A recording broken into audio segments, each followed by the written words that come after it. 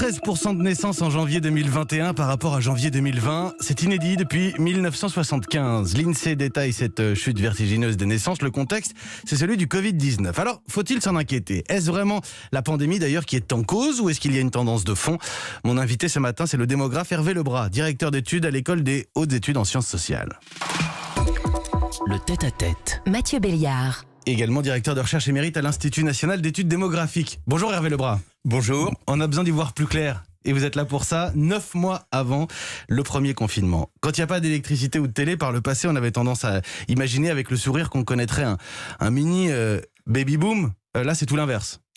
Oui, à chaque, je dirais pas catastrophe, mais à chaque problème, on dit la même chose. On l'avait dit à propos de la grande panne d'électricité de New York.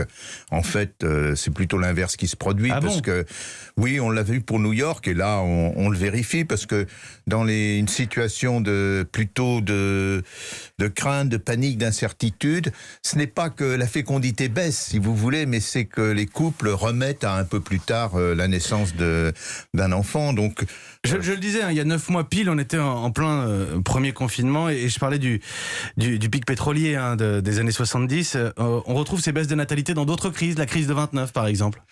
Assez peu, la crise. Curieusement, là, parce qu'en France, la crise de 29 elle a fait long feu, elle a mis du temps à se déclencher. Même d'ailleurs pour la crise pétrolière, c'est en fait les conceptions ont commencé à baisser seulement au début de 1975, après un an, quand on s'est aperçu que le chômage augmentait rapidement, que la crise durait. Il n'y a pas eu un effet au fond flash comme on a maintenant avec le confinement. Là, vraiment, la mesure de confinement a pesé pour beaucoup. Alors, ces enfants qui ne sont pas nés, c'est toujours bizarre à dire comme ça, ces enfants qui ne sont pas nés. Alors, on entend plusieurs choses. Il y a la peur de contaminer son bébé à ce moment-là. 9 mois avant, je vous le rappelle. La fermeture des centres de PMA aussi pendant le confinement, ça joue peut-être. Est-ce que ce sont des projets familiaux reportés ou annulés, Hervé Lebras, dans ce cas-là? Presque sûrement, c'est des projets reportés. C'est très rare, si vous voulez, qu'il y ait un événement brusque qui modifie des tendances de long terme comme la fécondité. Les changements de régime, si on peut dire, de la fécondité, c'est une fois tous les 20 ou 30 ans. Parce qu'il y a une baisse, si on regarde, si on dézoome, si j'ose dire, par rapport au Covid. Il n'y a pas que ça, il y a une baisse tendancielle depuis 2015-16. Oui, même un peu avant, mais c'est une baisse lente. On était à peu près à 2 enfants en moyenne par femme vers 2010, et puis là maintenant on est à 1,81, 1,82.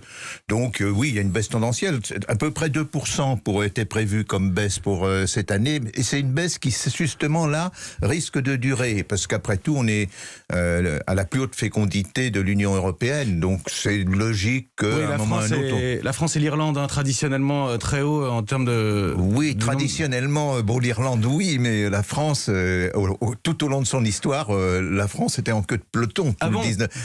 J'ai l'impression d'avoir toujours entendu ces dernières années que la France est championne, mais c'est peut-être une question... Non, à partir des années 50, si vous voulez. Avec beaucoup de politesse, c'est sûrement une question de génération, Hervé Lebras. Là, on est dans la même tendance que nos voisins, cela dit. On glisse vers la tendance de nos voisins. Ils sont quand même plus bas.